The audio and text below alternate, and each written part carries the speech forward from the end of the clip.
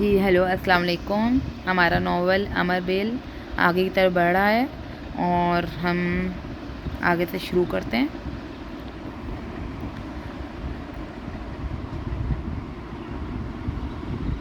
اس نے ایک بار پھر اپنی بات دہرائی. گاڑی میں ایک بار پھر خاموشی چھا گئی. راستے میں ایک فلاور شاپ پر اس نے گاڑی روک دی. کچھ کہے بغیر وہ گاڑی سے اتر گیا. چند منٹوں بعد جب اس کی واپسی ہوئی اس کے ہاتھ میں سفید لیلی کا ایک بوکے تھا. اس نے گاڑی میں بیٹھتے ہی اسے علیدے کی طرح گود میں رکھ دیا. وہ حیران ہو گئی. یہ تمہارے لیے ہے, اس نے ایک مسکراہٹ کے ساتھ کہا. مگر کس لیے؟ پھول دینے کے لیے کسی وجہ کی ضرورت نہیں ہوتی. بغیر کسی وجہ کے بھی تو دیے جا سکتے ہیں. میں تو ویسے بھی تمہیں بہت سے گفٹ دیتا رہتا ہوں. تم انہیں بھی گفٹ ہی سمجھو. اس نے گاڑی سٹارٹ کرتے ہوئے کہا. وہ کچھ دیر اس کا چہرہ دیکھتی رہی. Thank you. کچھ دیر بعد اس نے کہا. ویلکم. اس نے اسی پرسکون انداز میں کہا. ایئرپورٹ پر گاڑی پارک کرنے کے بعد اس نے علیزے کا بیگ اٹھا لیا. علیزے نے اس سے بیگ لینا چاہا. اٹس آل رائٹ علیزے, میں تمہیں اندر چھوڑ آتا ہوں. اس نے بیگ نہیں دیا. علیزے نے دوبارہ اصرار بھی نہیں کیا. تم واپس کب آؤ گی؟ اس کے ساتھ چلتے ہوئے اس نے پوچھا. تقریباً 1 ہفتے کے بعد یا شاید کچھ دن زیادہ لگ جائیں. اس نے بتایا. واپسی پر تمہیں ایک اور خوشخبری ملے گی. اس نے سرسری سے انداز میں کہا. علیزے نے چونک کر اسے دیکھا. وہ نارمل انداز میں مسکرایا. کیسی خوشخبری؟ یہ تو تمہیں واپسی پر ہی پتہ چلے گا. پھر بھی آپ بتائیں تو صحیح, اس نے اصرار کیا. بس یہ تو تمہیں واپس آنے کے بعد ہی پتہ چلے گا. وہ ٹس سے مس نہیں ہوا. علیزے نے اس کی طرف دیکھ کر کندھے اچکا دیے. بیگ اسے تھماتے ہوئے اس نے علیزے کو خدا حافظ کہا. وہ اندر جانے کے لیے مڑ گئی.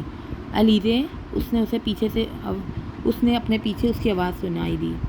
اس نے مڑ کر دیکھا. میں تمہیں مس کروں گا, اپنی مخصوص مسکراہٹ کے ساتھ اس نے انگلش میں کہا. وہ کچھ حیرانی سے اسے دیکھتے ہوئے واپس مڑ گئی. اگلے دن یونیورسٹی میں اس کا دل نہیں لگا. گھر واپس آتے ہی وہ سیدھا کچن میں گئی. نانو رات کے لیے کیا پکوا رہی ہیں؟ کوئی خاص چیز کھانے کو دل چاہ رہا ہے؟ نانو نے مسکراتے ہوئے پوچھا. نہیں, میں نے اپنے لیے نہیں, عمر کے لیے پوچھ رہی ہوں. اس کے لیے کیا بنوا رہی ہیں؟ نانو کرسی پر بیٹھی ملازم سے فریزر صاف کروا رہی تھی. انہوں نے کچھ حیرانی سے علیزے کی طرف دیکھا. عمر کے لیے تو کچھ بھی نہیں بنوا رہی. کیوں نانو؟ وہ کچھ حیران رہ گئی. آپ کو یاد ہے نا وہ رات کو آ رہا ہے؟ ہاں مجھے یاد ہے, مگر وہ 2 بجے کی فلائٹ سے آئے گا. یہاں پہنچتے اسے 3 بج جائیں گے. ظاہر ہے اس وقت تو وہ کھانا نہیں کھائے گا, سیدھا سونے کے لیے چلا جائے گا. پھر بھی نانو فرض کریں اس نے کھانا نہ کھایا ہوا تو؟ یہ فرض کرنے والی بات ہے ہی نہیں. وہ یقیناً رات کا کھانا فلائٹ میں ہی کھائے گا. تم جانتی ہو کھانے کے معاملے میں وہ کتنا باقاعدہ ہے. پھر بھی نانو, بھوک کا کیا ہے, وہ کسی بھی وقت لگ سکتی ہے. اگر اس نے کچھ کھانے کے لیے مانگ لیا. بعض دفعہ تم حماقت کی حد کر دیتی ہو علیزے. اس طرح بات کر رہی ہو جیسے گھر میں کھانے کے لیے کچھ ہو ہی نہ. تمہیں پتہ ہے ہر وقت فریج میں 2-3 ڈشز ضرور ہوتی ہیں. بھوکا نہیں سوئے گا وہ. علیزہ کچھ شرمندہ سی ہو گئی. البتہ کل کے لیے میں کافی ڈشز بنوا رہی ہوں. تم دیکھ لینا, بلکہ خود بھی خانسامہ سے کہہ دینا اگر کوئی خاص چیز وہ بھول جائے تو. وہ اب دوبارہ ملازم کی طرف متوجہ ہو چکی تھی. میں دیکھ لوں گی, آپ فکر مند نہ ہوں. وہ کچن سے باہر آ گئی. لاؤنج کی گھڑی 3 بجا رہی تھی اور وہ رات کے 3 بجے اپنے گھر پہنچے گا.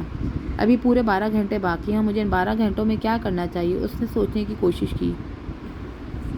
اپنے کمرے میں جا کر رات کو پہننے کے لیے اس نے کپڑے دیکھنے شروع کر دیے. پھر ایک لباس اس نے منتخب کر لیا. ایک خیال آنے پر وہ واپس کچن میں آ گئی. نانو, عمر ڈرائیور کو پہچانے گا کیسے؟ یہ ڈرائیور تو نیا ہے اور ڈرائیور بھی عمر کو نہیں پہچانتا. میں نے ڈرائیور کو عمر کی تصویر دکھا دی تھی. مزید احتیاط کے طور پر میں نے اسے کارڈ پر عمر کا نام لکھ دیا ہے. عمر کارڈ اس کے پاس دے کر خود ہی اس کے پاس آ جائے گا. ہاں یہ ٹھیک ہے. وہ مطمئن ہو کر واپس اپنے کمرے میں آ گئی. رات کا کھانا اس نے نانو کے ساتھ 8 بجے کھایا. پہلی بار کلاک کو بار بار دیکھتے ہوئے اسے احساس ہوا کہ وقت کو ہمیشہ پر نہیں لگتے. بعض دفعہ وقت رک بھی جاتا ہے. اس کی تیز رفتاری ہی صبر آزما نہیں ہوتی. بعض دفعہ سست رفتار بھی تکلیف دہ ہوتی ہے. نانو, اب ڈرائیور کو کتنے بجے بھیجیں گی؟ کھانے سے فارغ ہو کر علیزے نے پوچھا. 1 بجے. آپ عمر کا انتظار کریں گی؟ ظاہر ہے مجھے تو ویسے بھی رات کو نیند نہیں آتی, مگر تم چاہو تو سو جاؤ. نہیں نانو, میں بھی انتظار کروں گی. تمہیں صبح یونیورسٹی جانا ہے. نانو نے اسے یاد دلایا. ہاں مجھے پتہ ہے, مگر کچھ نہیں ہوگا. اس نے ان کی یاد دہانی کو سنی انسنی کرتے ہوئے کہا. کھانے سے فارغ ہو کر وہ نانو کے ساتھ لاؤنج میں بیٹھ گئی۔ ٹی وی پروگرام دیکھتے ہوئے ساتھ ساتھ عمر کے بارے میں باتیں بھی کرتی جا رہی تھی۔ 1 بجے انہوں نے باہر گاڑی کے سٹارٹ ہو کر جانے کی آواز سنی۔ گھڑی کی سوئیاں بہت سست رفتاری سے آگے بڑھ رہی تھیں۔ 1:30، 2، 2:30، 3، 3:15 بجے انہوں نے گیٹ پر ہارن کی آواز سنی۔ عمر آ گیا، بے اختیار علیزے کے منہ سے نکلا۔ وہ نانو کے ساتھ لاؤنج کا دروازہ کھول کر باہر آ گئی تھی۔ گاڑی پورچ میں داخل ہو رہی تھی۔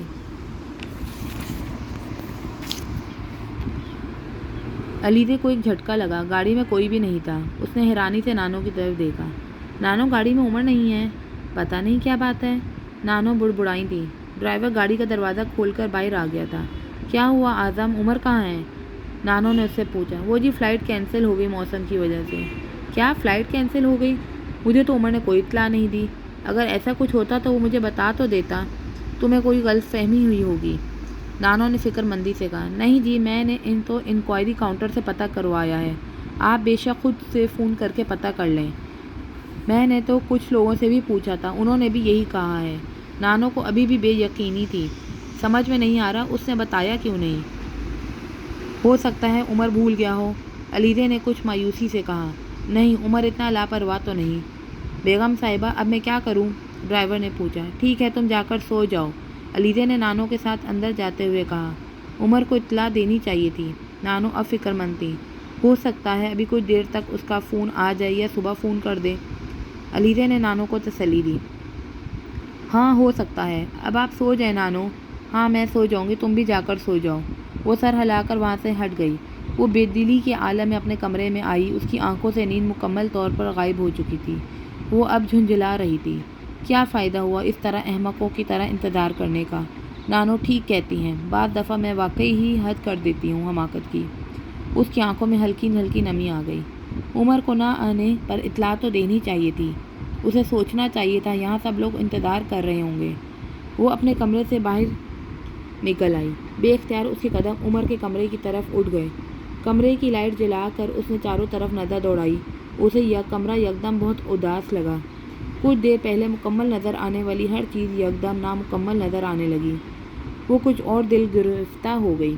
کمرے میں رکھی ہوئی تازہ پھولوں کی ارینجمنٹس کو لے کر وہ بیڈ پر بیٹھ گئی۔ اس نے انہیں دوبارہ ترتیب دینا شروع کر دیا۔ چند منٹوں بعد وہ یہ مصروفیت بھی ختم ہو گئی۔ اس نے انہیں نئی جگہوں پر رکھ دکھا تھا۔ اس نے مدھم آواز میں اسٹیریو آن کر دیا۔ کل کمرے کی صفائی کرواتے ہوئے بھی وہ یہی کیسٹ سن رہی تھی۔ Everything I'll do it for you، Bryan Adams کی خوبصورت آواز کمرے میں لہرانے لگی۔ اگر وہ آ جاتا تو اس وقت یہ کمرہ اتنا اداس اور اکیلا کبھی نہ ہوتا۔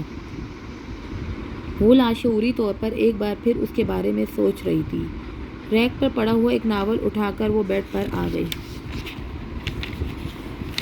وہ جیسے کمرے کی تنہائی اور اداسی کو دور کرنے کی کوشش کر رہی تھی، عمر کی کمی پوری کرنا چاہ رہی تھی۔ ناول پڑھتے ہوئے اس نے سوچنے کی کوشش کی کہ وہ اس وقت کہاں ہوگا اور کیا کر رہا ہوگا۔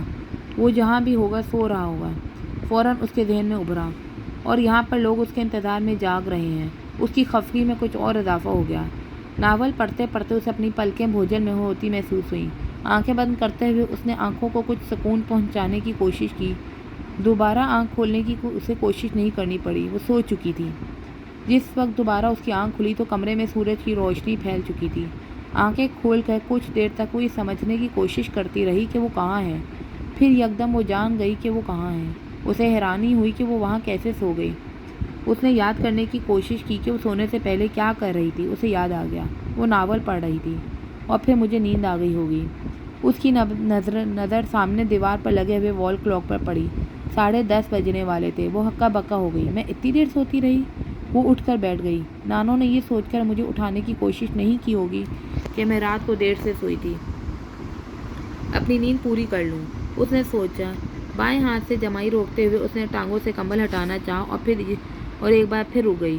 اس نے یاد کرنے کی کوشش کی کہ رات کو کیا اس نے اپنے اوپر کمبل لیا تھا۔ اسے یاد تھا جس وقت وہ ناول پڑھ رہی تھی اس وقت اس نے کمبل نہیں اوڑھا تھا۔ ہو سکتا ہے نیند میں لے لیا ہو، اس نے سوچا۔ کمبل ٹانگوں سے ہٹانے کے بعد اس نے بیڈ پر ناول دیکھنے کی کوشش کی۔ ناول بیڈ پر نظر نہیں آیا۔ وہ بیڈ سے اتر گئی۔ کمبل پوری طرح ہٹانے کے بعد بھی ناول نظر نہیں آ رہا تھا۔ اس نے نیچے کارپیٹ پر دیکھا۔ ناول وہاں بھی گرا ہوا نہیں تھا۔ وہ کچھ الجھ گئی۔ ناول کو وہاں ہونا چاہیے تھا۔ اس نے گردن موڑ کر بیڈ کی سائڈ ٹیبل پر دیکھا اور کچھ دیر تک دیکھتی رہ گئی۔ ناول وہاں پڑا ہوا تھا۔ اسے یاد نہیں تھا کہ ناول اس نے وہاں رکھا ہو سکتا ہے نانو میرے سونے کے بعد یہاں آئی ہوں اور انہوں نے یہ ناول اٹھا کر وہاں رکھ دیا ہو۔ اسے بالآخر خیال آیا تھا۔ وہ کچھ شرمندہ ہو گئی۔ پتہ نہیں میرے یہاں ہونے پر نانو نے کیا سوچا ہوگا، مجھے کیا بہانہ کرنا چاہیے۔ کمبل طے کرتے ہوئے وہ سوچ رہی تھی۔ کمبل طے کرنے کے بعد اس نے سوئچ پینل کو دیکھا۔ سارے سوئچز آف تھے۔ اسٹیریو بھی آف ہو کر دیا گیا تھا۔ شک کی کوئی گنجائش نہیں رہ گئی تھی۔ یقیناً نانو وہاں آئی تھی۔ اس نے بیڈ کی چادر ٹھیک کی اور اپنا دوپٹہ بیڈ سے اٹھا کر کمرے سے باہر آنے لگی۔ تبھی اس کی نظر کمرے کے کونے میں پڑے ہوئے ڈریسنگ ٹیبل پر پڑی اور وہ ساکت رہ گئی۔ وہاں ایک والیٹ اور رسٹ واچ پڑی تھی۔ وہ بے یقینی سے ان دونوں چیزوں کو دیکھتی رہی۔ پھر اس نے کمرے کا تفصیلی جائزہ لیا۔ کمرے میں اور کچھ بھی نہیں تھا۔ ایک خیال آنے پر وہ لپک کر ڈریسنگ ٹیبل کی طرف گئی اور دروازہ کھولتے ہی اس کے لبوں پر ایک مسکراہٹ نمودار ہو گئی۔ وہاں 2 بھاری بھرکم سوٹ کیس پڑے ہوئے تھے۔ وہ تقریباً بھاگتی ہوئی کمرے سے باہر آئی۔ نانو کو آوازیں دیتے ہوئے وہ لاؤنج میں آ گئی۔ ادھر کچن میں ہوں علیزے، کیا ہو گیا؟ نانو کی آواز اسے سنائی دی۔ وہ کچن میں چلی گئی۔ نانو سلاد بنا رہی تھی۔ عمر آ گیا؟ نانو نے اپنی مسکراہٹ چھپا لی۔ نہیں، تم سے کس نے کہا؟ انہوں نے انجان بنتے ہوئے کہا۔ علیزے نے ان کی مسکراہٹ دیکھ لی تھی۔ نانو پلیز جھوٹ نہ بولے، عمر آ گیا ہے، مجھے پتہ ہے۔ وہ کرسی کھینچ کر ان کے پاس بیٹھ گئی۔ ہاں آ گیا ہے، صبح 4:30 بجے آیا تھا۔ مگر اس کی فلائٹ تو کینسل ہو گئی تھی۔ ہاں مگر وہ اس فلائٹ سے نہیں آیا، اسے ایمرجنسی میں لندن جانا پڑا، وہاں سے آیا ہے۔ اور یہ تم نے کیا بے وقوفی کی، سارا دن کمرہ تیار کرنے کے بعد خود وہاں جا کر سو گئی۔ نانو نے اسے ڈانٹنا شروع کر دیا۔ وہ بے چارہ تھکا ہوا آیا تھا، اپنے کمرے میں گیا تو تم وہاں سوئی ہوئی تھی۔ وہ واپس آ گیا۔ میں تمہیں جگانا چاہتی تھی مگر اس نے منع کر دیا اندر جانے سے۔ اس نے کہا وہ کہیں اور سو جائے گا۔ میں نے ایک کمرہ اسے کھول دیا مگر کمبل وغیرہ سارے اسٹور میں تھے۔ پھر میں نے اپنا کمبل اسے دے دیا اور خود تمہارے کمرے سے کمبل لے آئی۔ نانو سلاد بناتے ہوئے اسے بتا رہی تھی۔ میں ویسے ہی اس کے کمرے میں گئی تھی، پھر پتہ نہیں کب مجھے نیند آ گئی۔ مجھے کیا پتہ تھا وہ آج ہی آ جائے گا، لیکن وہ آیا کیسے؟ ٹیکسی پر آیا تھا۔ اب کہاں ہے؟ ابھی سویا ہوا ہے۔ کہاں؟ میرے کمرے کے ساتھ والے کمرے میں۔ اب تم اس کو جگانے مت پہنچ جانا۔ نہیں نانو، میں کیوں جگاؤں؟ وہ کچھ شرمندہ ہوئی۔ ویسے وہ کب اٹھے گا؟ کچھ دیر بعد اس نے پوچھا۔ پتہ نہیں، لیکن میرا خیال ہے لنچ تک اٹھ جائے گا۔ اس لیے میں لنچ پر اس کے لیے خاص طور پر ڈشز تیار کروا رہی ہوں۔ نانو نے اسے بتایا۔ یونیورسٹی کا ٹائم تو نکل گیا ہے، اب تو منہ ہاتھ دھو لو، کپڑے چینج کر لو اور آ کر کچھ کھا لو، نانو نے اسے کہا۔ وہ سر ہلاتی ہوئی کچھ مسرور سے اپنے کمرے میں آ گئی۔ 15 منٹ میں نہا دھو کر وہ دوبارہ کچن میں تھی۔ نانو میں اب لنچ ہی کروں گی، ابھی کچھ کھا لیا تو پھر بھوک نہیں رہے گی، اس نے آتے ہی اعلان کیا۔ ٹھیک ہے مت کھاؤ، نانو نے کچھ اصرار نہیں کیا۔ آپ نے عمر سے باتیں کی؟ اس نے بڑی دلچسپی سے پوچھا۔ نہیں، کیوں؟ بھائی کیا باتیں کرتی، 4:30 بجے تو وہ بیچارہ آیا تھا، میں اس وقت اس سے کیا باتیں لے کر بیٹھ جاتی، نانو کسٹرڈ کی گارنشنگ کرتے ہوئے کہہ رہی تھی۔ کیسا لگ رہا تھا؟ علیزے نے اشتیاق سے پوچھا۔ ہی از آلویز ہینڈسم، وہ ہمیشہ سے ہینڈسم ہے، نانو نے فخری انداز میں کہا۔ نانو میں اس لیے پوچھ رہی تھی کہ وہ پہلے سے کچھ بدلا ہوا ہے یا نہیں۔ علیزے ابھی اٹھ جائے گا تو دیکھ لینا کہ بدلا ہے یا نہیں، نانو نے مسکراتے ہوئے کہا۔ ایئرپورٹ پر ڈرائیور اس کے نام کا کارڈ لیے موجود تھا۔ وہ خاموشی سے اس کے ساتھ چل پڑی۔ ایئرپورٹ سے گھر تک کا راستہ بھی اسی طرح خاموشی سے طے ہوا۔ ڈرائیور گاڑی ڈرائیو کرتا رہا اور وہ سڑک پر نظر آنے والی ٹریفک دیکھتی رہی۔ جوں جوں گھر قریب آتا جا رہا تھا اس کے دل کی دھڑکن بھی تیز ہوتی جا رہی تھی۔ وہ مسلسل اپنے باپ کے بارے میں سوچ رہی تھی۔ وہ یقیناً مجھے دیکھ کر حیران ہوں گے کیونکہ اب میں بہت بڑی ہو گئی ہوں اور ہو سکتا ہے میرا قد بھی ان کے برابر آ گیا ہو، اس نے مسکراتے ہوئے سوچا۔ پاپا یقیناً مجھے بہت مس کر رہے ہوں گے، اسی لیے تو انہوں نے یہاں آتے ہی مجھے بلا لیا۔ اسے کچھ فخر کا احساس ہوا۔ گاڑی اب اس کے دھدیالی گھر پہنچ گئی۔ ڈرائیور کے ہارن بجانے پر گیٹ کھل رہا تھا۔ سامنے پورچ خالی نظر آ رہا تھا۔ ابھی ہارن سننے پر پاپا باہر آ جائیں گے، اس نے کچھ مسرور ہو کر سوچا۔ گاڑی اب پورچ میں پہنچ گئی۔ وہ دروازہ کھول کر نیچے اتر آئی۔ پورچ ابھی بھی خالی تھا۔ ڈرائیور اب ڈکی سے اس کا سامان نکال رہا تھا۔ وہ ابھی بھی اندر سے پاپا یا کسی اور کے آنے کی منتظر تھی۔ ڈرائیور نے ڈکی سے سامان نکالنے کے بعد اس سے کہا، علیزے بی بی اندر آ جائیں۔ یہ کہتے ہوئے وہ پیچھے دیکھے بغیر آگے بڑھ گیا۔ اسے یکدم بہت مایوسی ہوئی۔ پاپا یقیناً لاؤنج میں ہوں گے اور میرے اندر آنے کا انتظار کر رہے ہوں گے۔ اس نے فوراً خود کو تسلی دی۔ ڈرائیور کے پیچھے وہ بھی کر کے اندر داخل ہو گئی۔ لاؤنج خالی تھا، وہاں کوئی نہیں تھا۔ ڈرائیور نے ایک کونے میں اس کا بیگ رکھ دیا۔ آپ بیٹھ جائیں، میں اندر بتا دیتا ہوں، ڈرائیور اس سے کہتا وہ اندر چلا گیا۔ علیزے کو خود سے زیادہ اس گھر کا ایک فرد لگا۔ کسی مہمان کی طرح وہ ایک صوفے پر بیٹھ گئی۔ اس کی مایوسی میں کچھ اور اضافہ ہو گیا۔ گھر میں اتنی خاموشی تھی جیسے وہاں ملازموں کے علاوہ اور کوئی نہیں تھا۔ اس گھر میں ہمیشہ اتنی ہی خاموشی رہتی تھی۔ بچپن سے لے کر اب تک وہ جتنی بار وہاں آئی تھی، ہمیشہ اسی خاموشی نے اس کا استقبال کیا تھا۔ ہاں، پہلے فرق یہ تھا کہ پاپا اسے دروازے میں ملا کرتے تھے اور اس خاموشی کے بعد کو وہ بعد میں محسوس کیا کرتی تھی۔ آج خاموشی کو اس نے پہلے محسوس کیا تھا اور پاپا سے وہ ابھی نہیں ملی تھی۔ پچھلی بار جب وہ یہاں آئی تھی تو دادا کے علاوہ چچی اور ان کے 2 بچوں سے بھی اس کی ملاقات ہوئی تھی۔ اس گھر کے مکینوں کی تعداد صرف اتنی ہی تھی۔ اب پاپا اور ان کی فیملی، اس کی سوچوں کا تسلسل ٹوٹ گیا۔ کمرے میں اب ڈرائیور کے ساتھ ایک عورت داخل ہوئی۔ علیزے نے اسے پہچان لیا تھا۔ وہ خانسامہ کی بیوی تھی۔ پچھلے کئی سال سے وہ دونوں وہیں کام کر رہے تھے۔ اس عورت نے آتے ہی بڑی گرم جوشی اور انکسار سے علیزے سے ہاتھ ملا کر اس کا حال احوال پوچھا۔ سب لوگ تو ابھی سو رہے ہیں، آدھے گھنٹے تک اٹھ جائیں گے۔ صاحب نے آپ کے آنے کے بارے میں رات کو بتایا تھا اور کہا تھا کہ آپ جب آئیں تو آپ کو کمرے میں پہنچا دوں اور آرام کرنے کے لیے کہوں۔ زرینہ نے اسے آگاہ کیا۔ علیزہ کو جیسے ایک اور جھٹکا لگا۔ پاپا سو رہے ہیں؟ اسے یقین نہیں آیا۔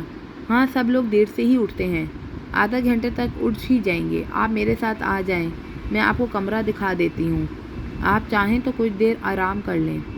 زرینہ نے اس کا بیگ اٹھاتے ہوئے کہا۔ اب وہ اس کے کم آگے چل رہی تھی۔ علیزے کا سارا جوش و خروش سرد ہو چکا تھا۔ وہ خاموشی سے زرینہ کے پیچھے چلتی گئی۔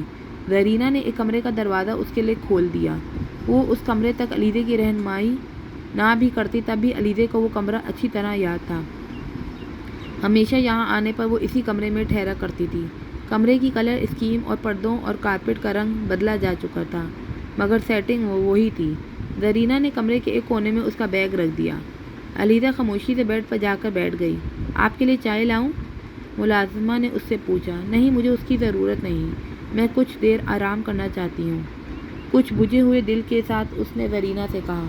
وہ سر ہلاتی ہوئی کمرے سے باہر نکل گئی۔ وہ بیڈ پر چپ چاپ سیدھا لیٹ گئی۔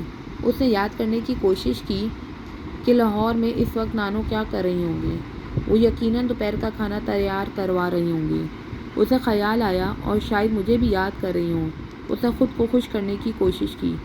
بیڈ پر سیدھی لیٹی وہ بہت دیر تک بے مقصد چھت کو دیکھتی رہی، پھر اس نے آنکھیں بند کر لیں۔ جب وہ غنودگی کے عالم میں تھی تو اس نے دروازے پر دستک سنی۔ بے اختیار اس کی آنکھیں کھل گئیں۔ دستک ایک بار پھر ہوئی۔ وہ اٹھ کر بیڈ پر بیٹھ گئی۔ یس کم آن۔ اپنے ذہن پر چھائی ہوئی غنودگی کو اس نے جھٹک کر دور کرنے کی کوشش کی۔ دروازہ کھول کر خانسامہ کی بیوی اندر آئی۔ علیزہ بیبی، سکندر صاحب اٹھ گئے ہیں اور آپ کو بلا رہے ہیں، اس نے اندر آتے ہی اطلاع دی۔ علیزہ بے اختیار اپنے بیڈ پر اٹھ کر کھڑی ہو گئی۔ 1-1.5 گھنٹہ پہلے کی مایوسی یکدم غائب ہو گئی۔ پاپا کہاں ہیں؟ اس نے زرینہ سے پوچھا۔ وہ لنچ کرنے کے لیے ڈائننگ روم میں گئے ہیں، زرینہ نے اسے بتایا۔ وہ اس کے ساتھ چلتی ہوئی کمرے سے باہر آ گئی۔ ڈرائنگ روم میں سے وہ اکیلے تھے۔ اس نے کوریڈور میں آ کر زرینہ سے پوچھا۔ نہیں، سب لوگ وہیں ہیں، بڑے صاحب، شمامہ بی بی اور طلحہ۔ اس نے علیزہ کے دادا، چچی اور ان کے بیٹے کا ذکر کرتے ہوئے کہا۔ انکل عباس کہاں ہیں؟ اس نے اپنے چچا کے بارے میں پوچھا۔ چھوٹے صاحب تو فیکٹری گئے ہوئے اور تانیہ بی بی ابھی اسکول سے واپس نہیں آئی۔ زرینہ نے گھر کے باقی 2 افراد کے بارے میں بھی اطلاع دی۔ وہ خاموشی سے اس کے ساتھ چلتی رہی۔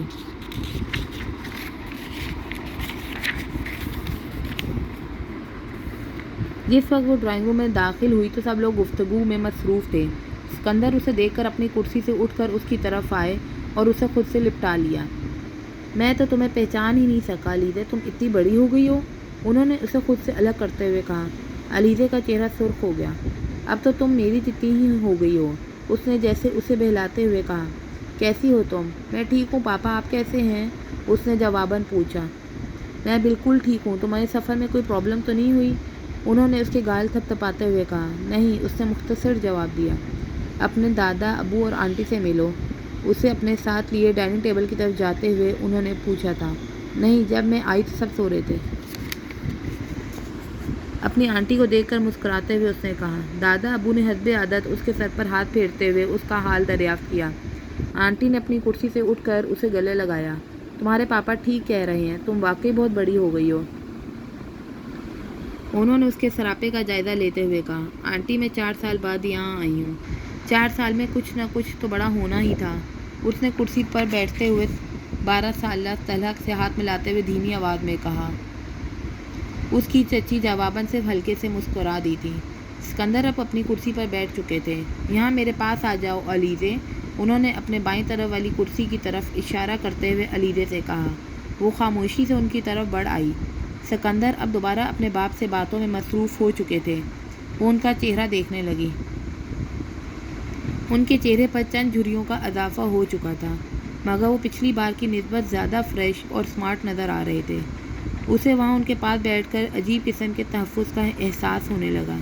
علیزے کھانا شروع کرو بھئی، تم کس چیز کا انتظار کر رہی ہو؟ اس کی چچی نے اسے مخاطب کیا۔ اس نے خاموشی سے پلیٹ اپنے آگے سرکا لی اور اس میں چاول ڈالنے لگی۔ سکندر ابھی بھی اپنے والد سے باتوں میں مصروف تھے۔ چچی اور طلحہ خاموشی سے کھانا کھا رہے تھے، اور وہ جو عقل سے یہ سوچ رہی تھی کہ یہاں آتے ہی سب اسے خاص اہمیت دیں گے کیونکہ وہ 4 سال بعد وہاں آئی تھی، بے حد دل گرفتہ ہوئی تھی۔ یہاں کسی کو اس کے ہونے یا نہ ہونے سے کوئی خاص فرق نہیں پڑا تھا، حتیٰ کہ میرے پاپا کو بھی نہیں، اور کل یہ کہہ رہے تھے کہ یہ مجھے بہت مس کر رہے ہیں۔ اس نے بے دلی سے چاول کھاتے ہوئے سوچا۔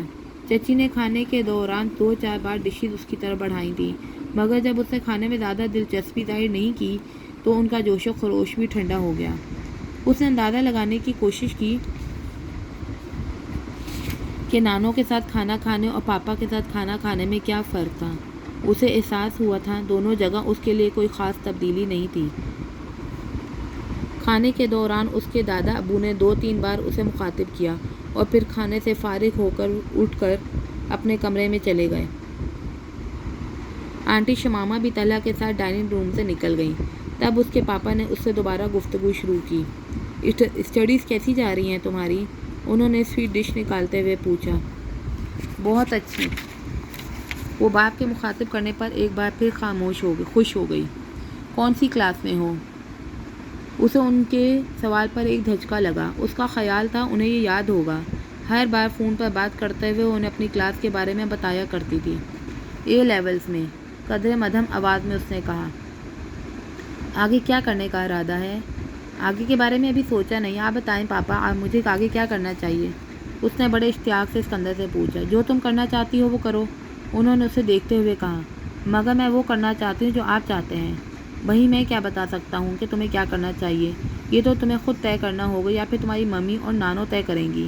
سکندر نے کندھے اچکاتے ہوئے کہا۔ نو پاپا، میں ان سے نہیں، آپ سے گائیڈنس لینا چاہتی ہوں۔ یقین کریں میں وہی کروں گی جو آپ مشورہ دیں گے۔ اس نے ان کے کندھوں پر ہاتھ رکھتے ہوئے جیسے انہیں یقین دلانے کی کوشش کی۔ اس کے پاپا نے غور سے اس کا چہرہ دیکھا۔ جو میں سجیسٹ کروں گا، چلو ٹھیک ہے، اس پر بعد میں بات کریں گے۔ انہوں نے بات کا موضوع بدل دیا۔ تمہارے نانا نانی کیسے ہیں؟ بالکل ٹھیک ہیں۔ تمہارا خیال رکھتے ہیں؟ انہوں نے جیسے کچھ جانچنے کے لیے اس کو غور سے دیکھتے ہوئے پوچھا۔ بہت زیادہ خیال رکھتے ہیں۔ نانا تو 1 منٹ بھی میرے بغیر نہیں رہ سکتی۔ نانا بھی بہت کیئرنگ ہیں۔ ابھی بھی یہاں آنے پر دونوں بہت اداس ہو رہے تھے، کہہ رہے تھے کہ وہ مجھے بہت مس کریں گے۔ اصل میں ان دونوں کو میری بہت عادت ہو گئی ہے، میں نہیں ہوتی تو پھر وہ تنہائی کا شکار ہو جاتے ہیں۔ نانو تو آنے ہی نہیں دے رہی تھی، کہہ رہی تھی کہ ابھی چند ہفتے پہلے ہی تو میں آسٹریلیا سے آئی ہوں، اب پھر جا رہی ہوں، مگر میں ضد کر کے آئی ہوں اور وہ مجھ سے بہت محبت کرتے ہیں۔ پھر بھی پاپا وہاں میرا دل نہیں لگتا۔ اس نے جھوٹوں کا ایک انبار جمع کرتے ہوئے کہا۔